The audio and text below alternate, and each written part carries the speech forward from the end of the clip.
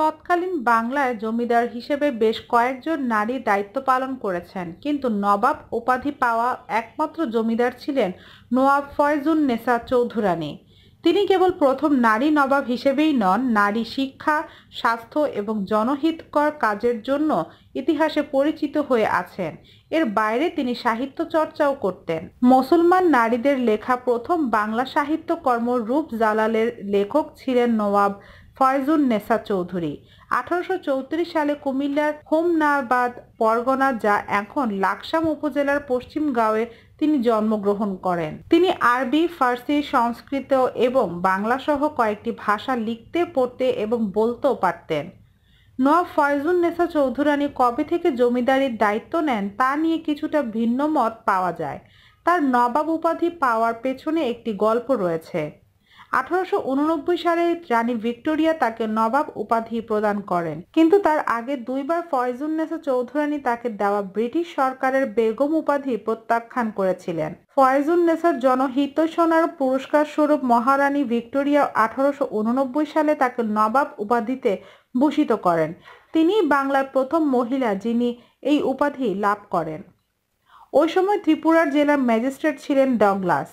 স্থানীয় উন্নয়ন কাজে সরকারি অর্থ আসতে দেরি হওয়ায় তিনি স্থানীয় 10 জন জমিদারের কাছে ঋণ হিসাবে 10,000 টাকা করে 1 লাখ টাকা চেয়েছিলেন, কিন্তু স্বল্প সুদে কেউই যখন তাকে ঋণ দেয়নি, সে সময় ফয়জুন্নেসা চৌধুরী 1 লাখ টাকা দান করেন ডগলাসকে এবং তিনি জানিয়েছিলেন ওই অর্থ ফেরত দিতে হবে না।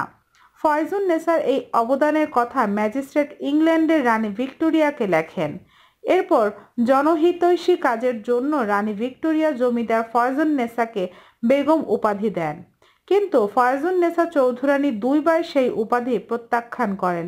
তিনি ব্রিটিশ সরকারকে জানিয়েছিলেন তার প্রজাদের কাছে এমনিতেই তিনি বেগম হিসেবে পরিচিত, সুতরাং নতুন করে ওই উপাধির প্রয়োজন নেই। এরপর রানী ভিক্টোরিয়া মনোনীত এক প্রতিনিধি দল এসে অনুসন্ধান করে রিপোর্ট পাঠায় ইংল্যান্ডে। তার উপর ভিত্তি করে 1889 সালে রানী ভিক্টোরিয়া ফয়জুন্নেসাকে নওয়াব উপাধি দেন। কথিত আছে আড়ম্বরপূর্ণ এক সরকারিভাবে আয়োজনের মধ্য দিয়ে সেই উপাধি দেওয়া হয়েছিল। অভিষেক অনুষ্ঠানে তাকে হীরাখচিত একটি পদক, রেশমি চাদর এবং সার্টিফিকেট দেওয়া হয়। 1873 সালে তিনি নারী শিক্ষা প্রসারে প্রথম কুমিল্লায় একটি বালিকা বিদ্যালয় স্থাপন করেন। এটি উপমহাদেশের বেসরকারিভাবে প্রতিষ্ঠিত মেয়েদের প্রাচীনতম স্কুলগুলোর মধ্যে অন্যতম। এমনকি বাংলায় নারী শিক্ষার অগ্রদূত বেগম রোকেয়া সাখাওয়াত হোসেনের জন্মের আগে প্রতিষ্ঠিত হয়েছিল সেই স্কুল। বেগম রোকেয়ার জন্ম 1880 সালে। পরবর্তীতে ওই বিদ্যালয়টি কলেজে রূপান্তরিত হয়। ওই স্কুলটি ছাড়াও মোহম্মদাবাদ এবং লাকসামের বিভিন্ন এলাকায় তিনি স্কুল ও মাদ্রাসা প্রতিষ্ঠা করেছিলেন। তার জমিদারির অন্তর্ভুক্ত ছিল 14টি মৌজা। তার প্রত্যেকটিতে একটি করে মোট 14টি প্রাথমিক বিদ্যালয় স্থাপন করেছিলেন নওয়াব ফয়জুন্নেসা চৌধুরানী। নওয়াব ফয়জুন্নেসা চৌধুরানী মেয়েদের পড়াশোনার সহায়তা করার জন্য স্থানীয়ভাবে হোস্টেলের ব্যবস্থা করেছিলেন, যার খরচ বহন করা হতো তার জমিদারির আয় থেকে। এছাড়া পড়াশোনায় উৎসাহ দিতে মেয়েদের জন্য মাসিক বৃত্তিও দেওয়ার ব্যবস্থা করেছিলেন তিনি। এছাড়া এলাকার রাস্তাঘাট নির্মাণ, দিঘি, জলাশয় খনন সহ নানা ধরনের জনহিতকর কাজে তিনি অবদান রেখেছেন।